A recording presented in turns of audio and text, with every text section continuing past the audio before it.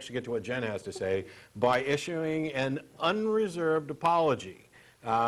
Last week and the week before, Matt Slick was on the show, but after last week's show, Matt sent me an email, and he was listening, sorry, I'm looking at the wrong camera. He was listening to the post-show webcast and was under the impression that I called him a liar. I don't think that I did. I think what happened was I questioned his honesty as a part of a discussion, and I know this is what happened at dinner afterwards, as a part of a discussion about where is the disconnect? Was there just a failure to communicate?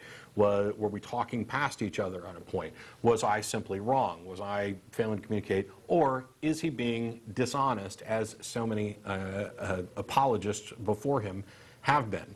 And I don't think that I made any conclusion. I simply questioned it. But if the implication was there that I was calling him a liar, then I apologize for that. You can make up your own mind, because I'm going to address what's happened since last week. When you're presenting a logical argument, you have the burden of proof. That's in fact the entire goal here. You have something that you're trying to convince someone from, and the argument itself is your attempt to meet that burden of proof. As we discussed a little bit last week and on some of the boards, when it comes to logical arguments, there are two possible avenues of critique. One is validity. Is the structure of the argument sound? And in a validly structured argument, true premises always lead to true conclusions.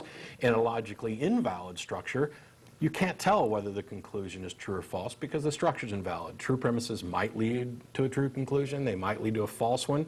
False premises could lead to a true one. So if it's invalid, you pretty much need to stop, restructure the argument so that it is valid, so that you can continue, because you're wasting your time. The other avenue of approach is to address the soundness, which goes to the content of the argument. For example, I might reject a premise. If you're the one who's making the argument and somebody rejects your premise, you then have the burden of proof to demonstrate that your premise is true, to get them to accept it. If they don't, if they're just staunchly, no, there's nothing you can do, I'm just not going to accept your premise, okay, then there's no point in really continuing. I mean, you're either not discussing with someone who's rational, or you are unable to make your case, and there's no point in continuing, which is one of the reasons why I put a stop to the call at the point that I did last week. Last week, I demonstrated both of those with regard to the written version of TAG that was up on Matt Slick's website. Actually, it's carm.org, C-A-R-M.org, it's Christian Apologetics Resource Ministry. I demonstrated a structural invalidity in a particular section that deals with, and the basic structure was logical thoughts are conceptual. They are based on these logical absolutes, and therefore the logical absolutes are conceptual. That is structurally invalid, and to demonstrate this, I used another example, which is I have a concept of an apple, therefore the apple is also conceptual. That demonstrates that there's something wrong there, and it turns out to be a structural invalidity. I also questioned the sound of the argument by objecting to a particular premise, and that premise was that everything is either physical or conceptual. And when and at that point, Mr. Slick had the obligation, the responsibility, in order to defend his argument, to demonstrate the truth of that dichotomy, that physical, conceptual were the only two options in a dichotomy.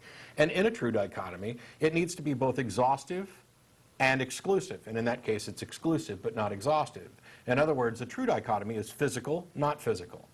And it's true that conceptual is not physical, but conceptual isn't the only thing in not physical. As a matter of fact, you could point out that the conceptual necessarily is contingent upon the physical, because concepts require minds which are physical. And the only exception to that would be what Slick's trying to do, pardon me, Matt Slick is trying to do later on by claiming that there's some super mind that's not physical that is therefore responsible for these concepts. But I'll get back to that in just a minute.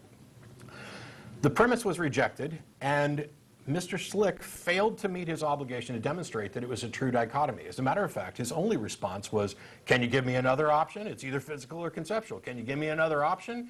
And my answer was neither, which, by the way, I stand by. It's a completely valid response. And he wasn't happy with that response. He wanted a word. Well, give me a word. Give me a label that goes for that neither. You need to give me an example of that neither.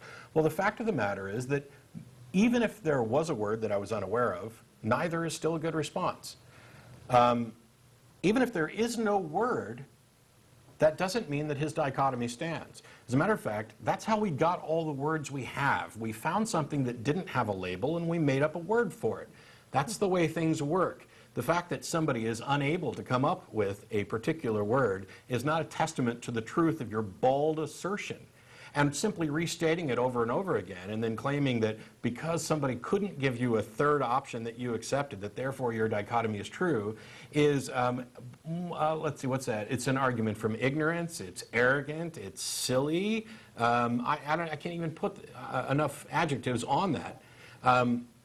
The proof of the dichotomy was his. He failed to meet that. So I thought that, you know, all this aside, we'd move on to something else or whatever. Also, at that point, or around that point, is when he started sidetracking.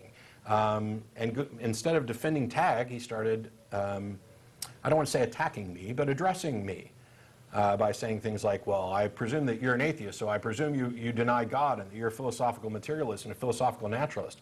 Hello. That's a whole lot of hand-waving you've got going on there, because all of that is irrelevant to your argument. If we have defeated your argument and you're ready to concede, please feel free to do so, and we can move on to those other areas. But trying to redirect me towards something that is irrelevant to tag doesn't make tag any more sound. It's unsound, and it's invalid, and I showed you why. I didn't declare victory at the end of that for a number of reasons. One is because it's kind of silly. An argument is either valid or invalid, sound or unsound, regardless of our ability to defend or attack it. The argument is what it is. And also, if your goal is to convince someone, then the audience is definitionally the judge for themselves. So it would be pointless for me to sit up here and claim victory. And yet, evidently, Mr. Slick doesn't seem to understand that, because he went around to comments on YouTube videos and starts declaring victory. Oh, yeah, Matt was unable to give me a third option. Oh, ha-ha, I won. You know, tag stands, it's valid. No. Not only is that childish, but it demonstrates that you're not arguing honestly. So it seems that my questions about your honesty in argument, not in all aspects of life, were at least valid. So maybe, while I didn't call you a liar, maybe I was onto something with all of these deceptive tactics in the argument. And questioning your honesty was something that was reasonable at the time. So going back to this issue of the dichotomy, I already talked about it a little bit. His point was that the dichotomy is physical and conceptual, that those are two prongs of a true dichotomy, and that's simply not true. I already talked about how conceptual is contingent upon the physical. The true dichotomy is physical and not physical. For example, most people think that true-false is a true dichotomy. Matter of fact, I would imagine that if I didn't give Matt Slick any heads up, he'd say that true-false is a true dichotomy, because there's another little point in his discussion about the logical absolutes in tag where he kind of demonstrates that he doesn't understand this. True-false is not a true dichotomy. True and not true. That's the true dichotomy.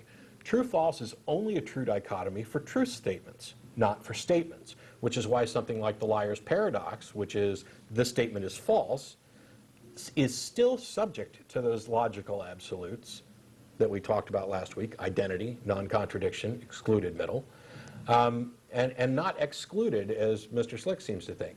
The category is true, not true. And in the not true category, there's false, there's paradox, there's contradictory, there's nonsensical, all of those things. So if we look at the physical conceptual, despite debates, despite the fact that he failed to demonstrate that it was a true dichotomy, and I bear no burden of proof to demonstrate that it's not, I'm going to demonstrate that it's not anyway.